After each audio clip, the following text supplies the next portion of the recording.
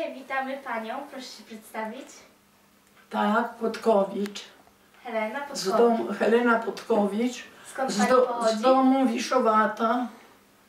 Mój ojciec miał duże gospodarstwo w Surałach. To wieś taka sporo. No, ojciec miał 60 hektarów ziemi. Miał tych 100 pszczół. Duże gospodarstwo. Tak. I ile to nie wiem dobrze hektarów lasu. No także według jak ruskie przyszli, no to był dosłowny kułak. Oni nazywali kułak albo burżuj. No i wycinali nasz las, nie pytali się i gdzieś tam odwozili ciężarówkami. Ludzie przy tym pracowali. I potem ci pracownicy, co tam pracowali, to sobie w sobotę, bo to przeważnie biedniejsi pracowali, to ich tam nie obchodziła wojna i czyjaś posiadłość. No to z tymi kawalerami ruskimi szli tańczyć, a tamci tylko zwykli, przyzwyczaili się i powiedzieli z nami hulać. Tylko moje siostry nie szły. A czemu wy nie chcecie? A moja siostra jedna odpowiadała, bo nasz kraj w niewoli. Nam się chce płakać, nie tańczyć. No i nie poszli z nimi. No w końcu zbliżała się wiosna i Wielkanoc i w samo było to takie raczej największe gospodarstwo i w okolicy niedaleko to ojca gospodarstwo mego i z drugiej strony szosy, jak się z Łomży jedzie do Grajewa, to brat tatusia, ojca mego. Więc w Wielką Sobotę zrobili taką obławę, oni nazywają to, no zgarniają, że to wrogi wszystko. Tylko memu ojcu się udało uciec. I mój ojciec się ukrywał, bardzo długo się ukrywał. Już miał się zwolnić, ujawnić, bo już mu zbrzydło pod podłogą leżeć. A przyszedł do takiego, jak oni przyjechali aresztować ojca, to udawali, że nic, a tak bojowo. A moja mamusia to nie była taka głupia. I zaraz rozumiała, bo robili już te aresztowania. Mówi do tatusia, bo Zygmunt się nazywał, Zygmunt, uciekaj, bo to po ciebie przyjechali. A tatuś mówi, gdzie? Bo im tak udawali, jakby nigdy nic. Gdzie? W szyku bojowym trzeba iść ich przywitać. No, ale mamusia się uparła, uciekaj mnie tu zaraz. A do naszego domu, do dużej domy, 3 wejścia było. To nie tym z boku, tylko całkiem z tyłu. I to taki ozdobny parkanik. I mamusia wypchała tego ojca i tam potem oni widzieli, że poszedł jakiś mężczyzna, ale z daleka nie wiedzieli kto. I mój ojciec poszedł do takiego stolarza, z którym dobrze żył, i ten stolarz go schował do takiej komory, co tam miał deski. A te latali, biegali, otoczyli, jak się dowiedzieli, że go nie ma w domu, to otoczyli całą wieś. Ale potem zauważyli, że ten śnieg popruszył i nie ma śladów. To już nic, tylko szukali we wsi. A myśmy drżeli ze strachu, że ojca ujmą. A tatuś się ukrył u takiego stolarza, z którym się przyjaźnił, bo miał tyle tych roi pszczół i sam dorabiał i tamten stolarz mu pomagał dorabiać co rusz nowe, bo to się mnoży i trzeba dać nowe ugle. I potem odsyłali jesienią odesłali specjalnymi beczkami do Warszawy, to już wojna się zaczęła i już i beczek nie wrócili i pieniędzy. No i cały czas śledzili za moim ojcem. Ale nie dał się. Nie dał się. Jeszcze mój ojciec napisał do Stalina list, bo za tamtej wojny to Niemcy pognali ruskich i dwóch takich spłoszonych Rosjan przyszli do nas o pomoc. I ojciec mój ich ukrył. I to napisał do Stalina. To ja ukryłem waszych, a wy szukacie mojej rodziny.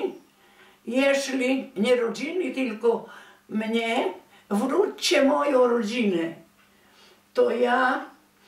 To ja się zgłoszę sam. Jeśli zawiniłem, to ja. No, ale to nie było mowy, żeby oni tylko chcieli wywabić tak ojca. No, ale przyszło jakieś pismo, badali. I no, ojciec dalej już chciał się ujawnić. No bo cały czas pod podłogą i tam dywan zakryty i leżał. Tak czatowali na niego. I w końcu postanowił, że się już ujawni, ale już Niemiec napadł na ruskich. To wtedy wyszedł, bo Niemcy do nas nic nie mieli. Do tych bogatych tylko mieli te ruskie. No, że to burżuje, że to kułaki. No i tak. A my, zaraz mojego brata wzięli, za ojca to mojego brata wzięli, ale zaraz dziewczynki wam pokażę, który to ten. I ten. Wzięli go do tego. Generał Sikorski zorganizował wojsko. To ksiądz Subiszał na pewno wie wszystko. No to on do generała Sikorskiego został zwerbowany do wojska, ale nie wiedział gdzie my, bo mogli ci, co jechali tam, bo to jeszcze wojna trwała i z Niemcami. Mój brat walczył na statku burzy. Nie wiem, czy ksiądz tu mieszkał na wybrzeżu, to statek burza stał jako zabytek. A potem i ojciec nas zawiózł i pokazywał. Nie ojciec, tylko ten zaczął z Anglii przyjechać. On tam sobie żonę znalazł i tam zamieszkał w Londynie. I zaraz coś się, bo tu człowiek się gubi. A co się działo z panią? Proszę? Co się z panią działo w tym czasie? No to byliśmy na razie wolni, tylko mówili, że będą nas wywozić do Rosji. Jeszcze taki Rosjanin, taki inteligentny pan przyszedł do nas. I moja siostra Krysia, najmłodsza, ona miała 7 lat, to pogłaskał ją po głowie i mówi: szkoda ciebie, dziecko, wyjeżdżajcie gdzieś. I żebyśmy tak zrobili, gdzieś daleko wyjechali, to była ta nagonka i ten wywóz, a potem jakiś dłuższy czas było cicho, bo oni się organizowali, te ruskie, nie? A tak to nas chapnęli i wywieźli całą rodzinę i mamusię. Tatę też? Proszę? Tatę? Nie, bo ojciec się nie pokazał, jak uciekł, to się nie pokazał. Tylko mamusię A ode mnie starsza była ta Irynka. O, ta na zdjęciu. Ona o 3 lata ode mnie była starsza. To i ona była najstarsza z nas dzieci. A mamusia się tam ukryła u sąsiadów, że to dzieci nie wezmą samych. Oni mieli swoje sposoby. Mówią, zabierze mi samych dzieci. I mama przyszła spłakana i razem co? Matka sama dzieci odda. No i wywieźli nas. Wieźli cały miesiąc. W jakich warunkach? Przez Ural w takich bydlęcych warunkach. Jak to było w takim? Bydlęce warunki. Bo wam powiem zaraz. Te bydlęce wagony teraz takie prycze, dwie z jednej strony i z drugiej, po 60 osób w wagonie, upychali aż i do toalety jak trzeba, to ruskie nam napchali. Tam będzie wam wsio нужne. Oni tak po rusku, wy rozumiecie. No, tam będzie wam нужne wszystko. I pościel razem, i garki. I faktycznie nam wszystko było potrzebne. No, i czekaj, na czym ja skończyłam, ja się gubię, bo to już stara głowa. Co tam pani jadła przez cały ten miesiąc? A przez ten miesiąc to w Łomży narzucali nam chleba. Łomżyniacy. Jakoś nie bronili podchodzić. 3 dni tam stał pociąg i co rusz nowych dowozili, bo cały klucz 60 wagonów tych ciężarowych. No i dawali tylko do picia wodę. Tylko że w Łomży nas zaopatrzyli w chleb. A mięso to kto miał, to te wędzone u nas całe 2 wory były, bo to wiadomo było, że to będą wywozić, to trzeba mieć zapas. To się dzieliliśmy, dawaliśmy innym. No i najgorsze, ale tego nie będę wam mówić. Najgorsze były wsi. Obrzydliwe wsi. Nie wszystkich pakowali, czy biedne, czy bogate. U nas to było czysto.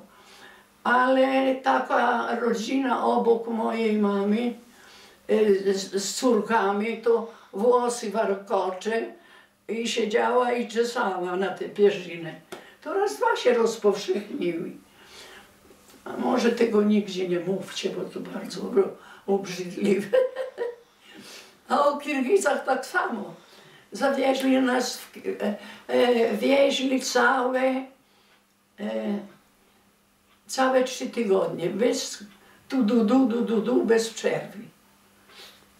Przez góry pięknie na Uralu wyglądało, bo tam tak ulice wyżej, jeszcze wyżej i tramwaje jeżdżą i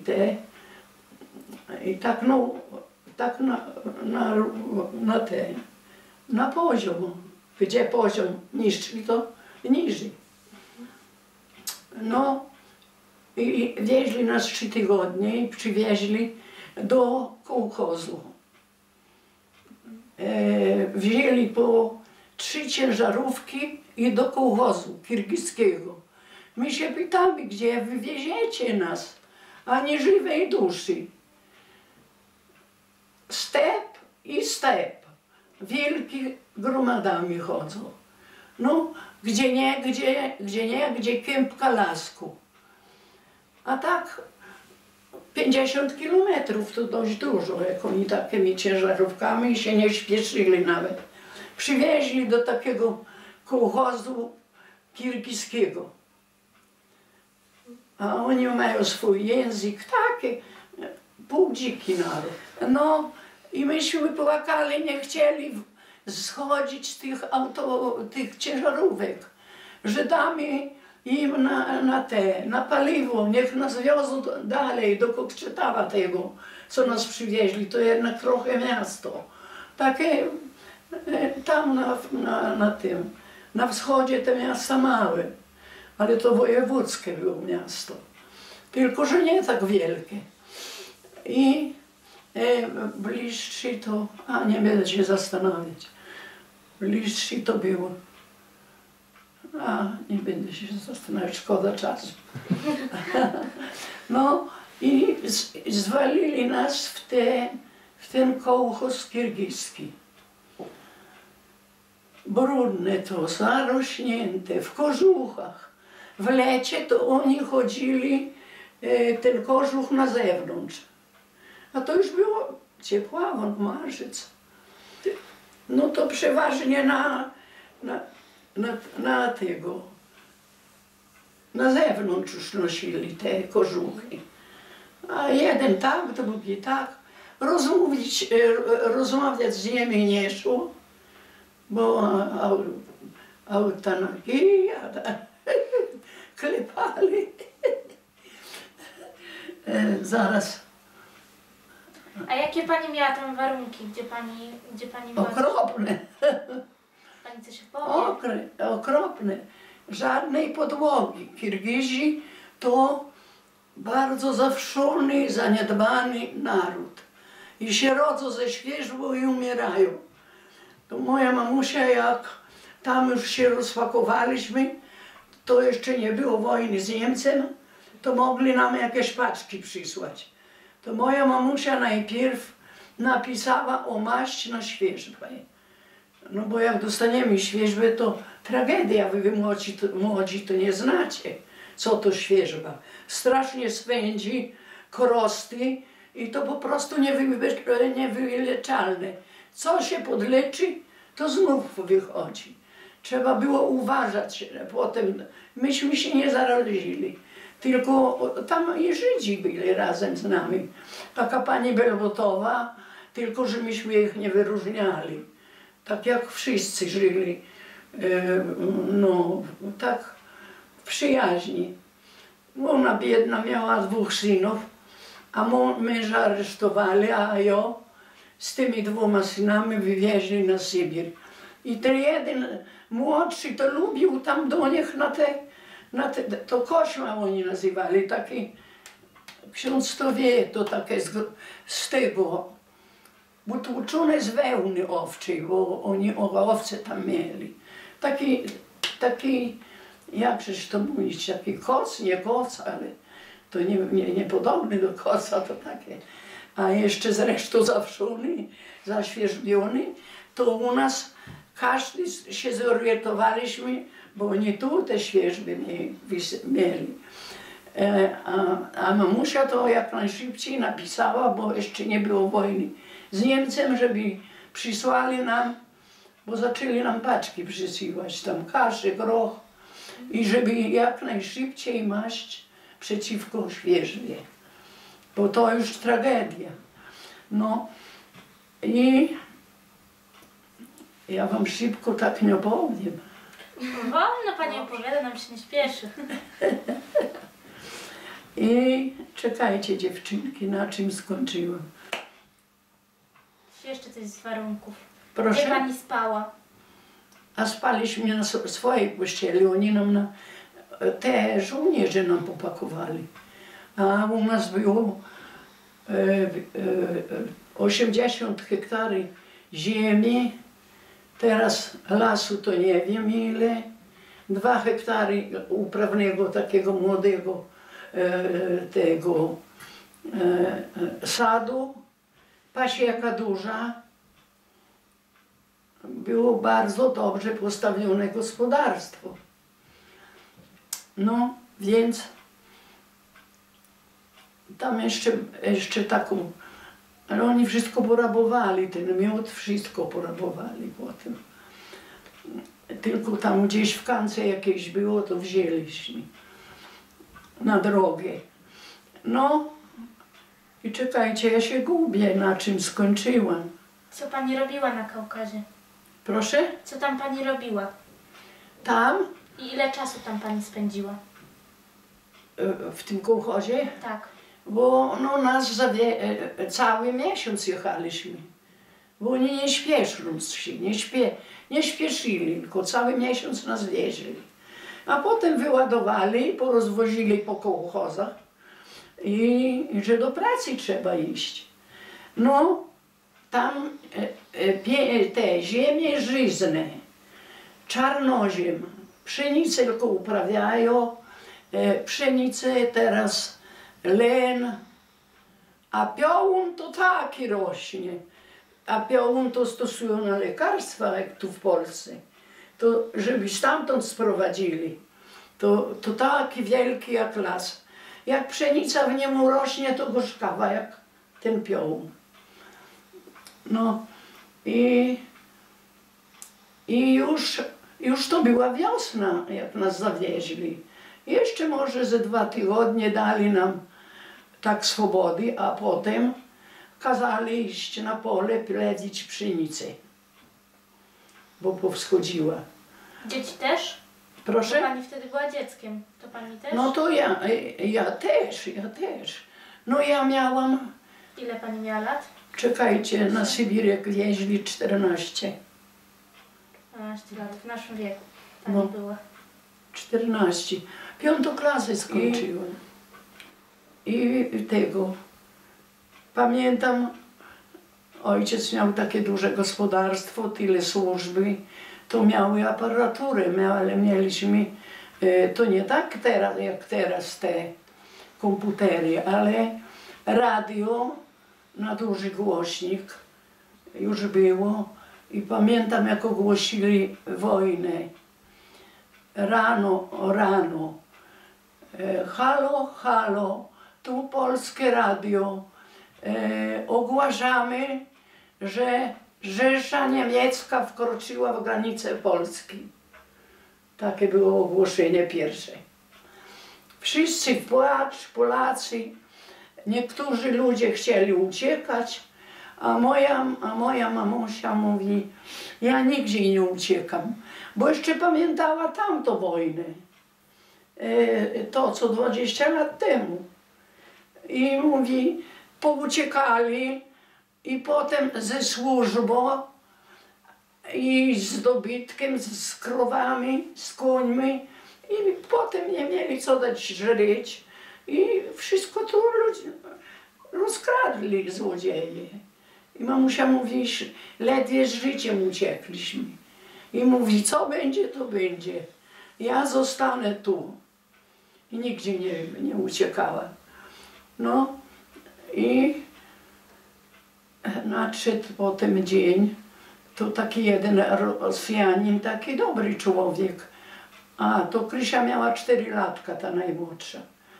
To tak przyszedł i ogłaskał i taki ołóweczek ozdobny dał i dawał do zrozumienia, że nas będą wywozić, żeby uciec i żebyśmy się jego posłuchali, to by nas nie wywieźli na Sybir.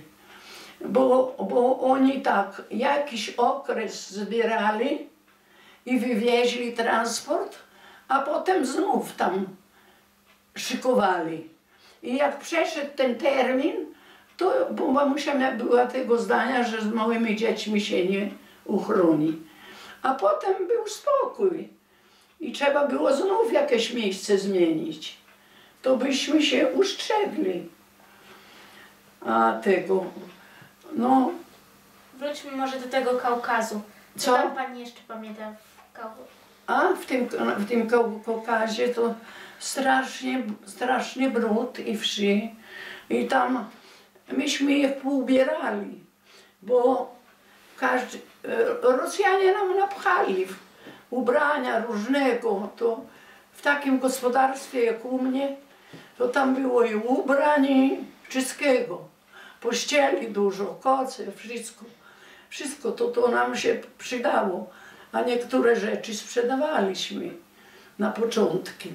Potem był rok, jeszcze nie była przerwa, nie było wojny, to jeszcze nam nasłali z Polski rzeczy i jedzenia. Groch najbardziej się przydał, bo to taki no, treściwy. I już o mięsie to nie było mowy, ale żeby było tak jedzenie. I mąki na placki tam piekliśmy i no i tak. Ile czasu pani tam nie. spędziła? Proszę? Ile czasu pani tam spędziła? E, Łącznie? w tym, Kaukazie? Tak, Kaukazie. na Kaukazie, tak. 6 okrągłych lat. Czyli do 20 roku życia. 6 okrągłych lat. I potem tam przeżyliśmy tragedię w tym kołchozie. Co się stało? Zapanował tyfus. I moja mamusia była taka wierna chrześcijanka. No i ksiądz posłucha, że takie ludzie byli przed wojną, teraz takiego nie znajdzie chyba. Mówiła, że, bo ktoś przyszedł i powiedział, że tam rodzina zachorowali wszyscy i oni zmarzną z tego, bo nie ma komu nawet napalić. No to mamusia mówi, no to ja pójdę. A myśmy w płacz, żeby nie szła, bo się zarazi tyfusem. Mamusia tak postała, się zastanowiła, to nie po chrześcijańsku, muszę iść. No i poszła. I przyniosła do nas tyfus. Pierwsza zachorowała. Zachorowała, na 11 dzień umarła. I tam nie było gdzie kupić desek, ale od takiego z kołchozu brygadiera kupiliśmy deski nieoheblowane, takie 4, żeby tam pogrzebać to te zwłoki. Myślicie, że może jest tam gdzieś cmentarz? Gdzie chcą, tam chowają, w stepie. Tam nie ma cmentarza. No i myśmy w stepie, tak na górce, pochowaliśmy mamusię z płaczem, żeśmy przyszli. I ja zachorowałam wtedy. Ja zachorowałam po mamusi i mnie wzięli też tam, bo tak ściągali do takiego pustego budynku, żeby zatrzymać tę epidemię. Więc wzięli mnie tam. Okazało się, że ja mam zapalenie płuc i tyfus. No, ale te Rosjanki to też były. Tam to rosyjski kołchoz. Rosjanki były litościwe też. I one same tak się ratowały, jak trzeba. Zebrały, bo i trudno było zebrać, sklepu nie było. Takie szklanki, normalne szklanki. I teraz sam mieli ropę od traktorów, to taki a ksiądz wie, jak się bańki stawia? Bo ja to bańkami tylko leczyłam i dzieci potem. To taki knot i w szklankę i siup. Ale takie ogniowe, czy jakie te Proszę? bańki? Jakie te bańki były? No, Ogniowe? ogniem się wypędzało te Teraz są takie powietrze. na powietrze teraz. Tak Powietrze, a to potem jak to się nazywa? Próżnia. Proszę? Próżnia. No, próżne, wypróżniało z powietrza i tu na kark, i wszędzie. I ja prosiłam, ciocia, bo oni tak się nazywają, wszyscy, chociaż obcy. Ciocia, stawlajcie mnie, jeszcze. Tak хорошо oni mnie działają. I oni mnie kilka razy te bańki stawiali. Wyleczyło panią? Tak, wylecili mnie, ale moją Irynkę przywieźli, moją siostrę, bo potem brat mnie powiedział. A tak to ja nie przytomna byłam i nie wiedziałam, że ona koło mnie leżała. Bo pościel naszą wzięli do takiej chałupy tam, żeby zatamować tę epidemię. Więc czekajcie, Ja cały czas prosiłam, jak jeszcze mnie kłuło, to prosiłam. Jak już przestało kłuć, to zdobyłam to, no, już umysł zaczął mówić, działać. Się pytam, gdzie Irenka?